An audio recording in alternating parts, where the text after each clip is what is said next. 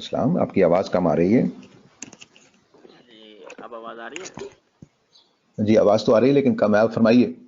جی سوال میرا یہ ہے کہ قرآن نظم کے بارے میں سوال ہے کہ جی جیسے فرائی صاحب اور اصلاحی صاحب نے جس طرح یہ اصول بتایا ہے تفسیر کا کہ نظم جو ہے یہ بنیادی اصول ہے، جی جی اور پھر وہ مستنصر میر صاحب کتاب لکھتے ہیں اور اس میں وہ ان کی بڑی ہی جگہوں پہ بتاتے ہیں کہ یہ ان کا اصول جو ہے وہ قطعی ثابت نہیں ہوتا. جی تو اگر وہ اس کو اتنا بنیادی اصول سمجھتے ہیں اور پھر وہ اس کو اس طرح ثابت بھی نہیں کر پاتے تو کیسے وہ 1400 سال کی اس تاریخ کو چیلنج کر سکتے ہیں اس اصول کی بنیاد پر؟ جی اصل میں مستنصر میر صاحب کے ساتھ احترام سے ہم اختلاف کرتے ہیں. بات یہ ہے کہ انہوں نے اپنے لحاظ سے یہ بتایا ہے کہ یہاں ثابت نہیں ہوتا، لیکن تدبر قرآن اور استاد گرامی کی البیان اس بات پر واضح دو ٹوک ثبوت ہے کہ ایک ایک آیت کا نظم واضح کر دیا گیا ہے. اس میں اختلاف ہو سکتا ہے، وہ ہم بھی اپنے اساتذہ سے کر لیتے ہیں کبھی کبھی، لیکن اس کا مطلب یہ نہیں ہوتا کہ وہ چیز وجود میں نہیں آئی. مثلا میں نے پوری ترتیب دے دی کتابوں کی، آپ نے کہا یہ کون سی ترتیب ہے، تو تمہیں ترتیب دینا ہی نہیں آتا. تو یہ بات الگ ہے کہ آپ کو میری ترتیب سے اختلاف ہو تو وہ آپ بتا دیجئے، لیکن قرآن مجید تدبر قرآن میں اور البیان میں اور مولانا فراہی نے جو تفاسیر جتنی بھی صورتوں کی لکھی اس میں ایک ایک آیت کے بارے میں ہمارے ان تینوں اساتذہ نے ثابت کر دیا ہے کہ قرآن منظم کتاب ہے. اس کی ہر آیت اپنے کانٹیکسٹ میں آتی ہے، اس کا ایک واضح مفہوم اس کانٹیکسٹ کے اندر بنتا ہے. تو اب آپ اگر کوئی مثال مجھے دیتے تو میں آپ کو بتا دیتا کہ وہ کیا بات ہے، لیکن اصولی طور پر ان دونوں تفاسیر خاص طور سے اور جی مولانا مثال کے فراہی. طور پر میں پوچھنا یہ چاہ رہا تھا کہ جیسا کہ فراہی صاحب نے 9 گروپ بنائے قرآن جی پاک کے جی نظم کے اعتبار سے، اور جی اصلاحی ٹھیک ہے، صاحب نے 7 گروپ بنائے، درست تو بات ہے. کتنا بڑا فرق آیا. اور پھر کافی جگہوں پہ اصلاحی صاحب نے فراہی صاحب کا جو عمود تھا اس کو بھی چینج کیا. جی تو اس سے ثابت ہوتا ہے کہ جیسے یہ کوئی بنیادی اصول نہیں ہے. اچھا میں سمجھ گیا.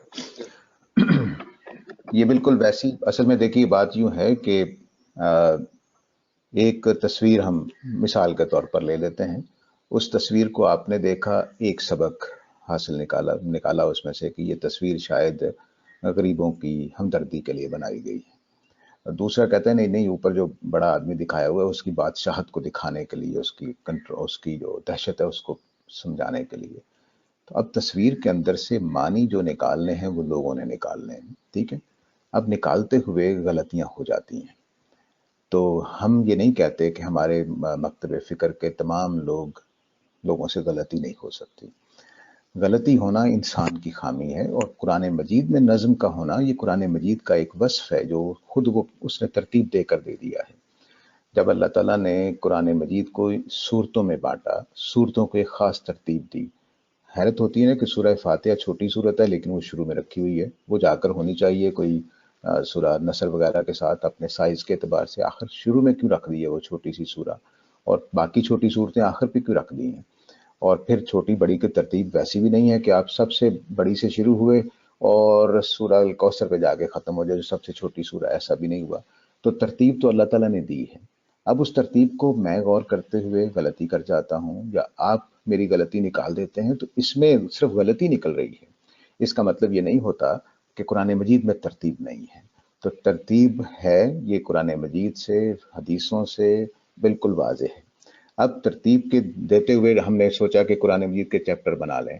ایک آدمی نے جب چیپٹر بنائے تو اس نے ایک رائے پہ پہنچا، وہ 9 چیپٹر بنا دیے. مولانا اصلاحی نے 7 بنا دیے. مولانا اصلاحی کے چیپٹرائزیشن کے ساتھ ایک تائیدی چیز موجود ہے. وہ تائیدی چیز جو موجود ہے کہ وہ مکی اور مدنی سیکشنز میں بٹا ہوا ہے. مولانا فراہی کی اس طرف توجہ نہیں گئی، تو اس لیے انہوں نے 9 چیپٹر بنا دیے تھے. تو اگر ہم حصی طور پر کچھ چیزیں ہوتی ہیں، کچھ مانوی ہوتی ہیں، انہوں نے مانوی تقسیم کر دی سارے قرآن کو مانوی طور پر کہ اچھا اب مضمون تبدیل ہو گیا، اب مضمون تبدیل ہو گیا. مولانا اصلاحی نے دیکھا کہ اوہو یہ تو مکی مدنی کے ساتھ سیکشن بنے ہوئے ہیں، تو انہوں نے اس کی طرف توجہ چلے گی. تو یہ تو اب توجہ جانے کی بات ہے، اس کا مطلب یہ نہیں کہ ہم اس بات کا انکار کر دیں. تصویر ہونے کا انکار نہیں کر سکتے، اس کے جو معنی لیے جا رہے ہیں اس میں اختلاف ہوا ہے بس. تو یہ اختلاف کی بات ہے، وہ اختلاف اب بھی ہوتا رہے گا. ہمارے مکتب فکر میں تفسیر کے اندر اختلاف کو روکا نہیں جا سکتا، نظم اس کو کنٹرول کرتا رہتا ہے. ہم غلطی بتا سکتے ہیں کہ بھی آپ نے اس آیت کا خیال نہیں رکھا اس کا ترجمہ کرتے ہوئے. ہم مولانا اصلاحی کو بھی یہی کہہ سکتے ہیں، مولانا فراہی کو بھی یہی کہہ سکتے ہیں، اور اپنے استاد کی خدمت میں بھی یہی عرض کر سکتے ہیں کہ حضور یہ یہاں پر یہ پہلو رہ گیا ہے. تو یہ اختلاف کسی چیز کے ہونے اور نہ ہونے کا انکار نہیں ہوتا. اب یہ اگر ہم اتنی بڑی بات کو آگے بڑھا دیں کہ اتنے مفسرین نے اتنی آیتوں میں اتنا اختلاف کیا ہے، تو اس کا مطلب ہے قرآن کے کوئی معنی نہیں ہے. تو یہ نہیں ہوگا، قرآن کے اندر معنی ہے.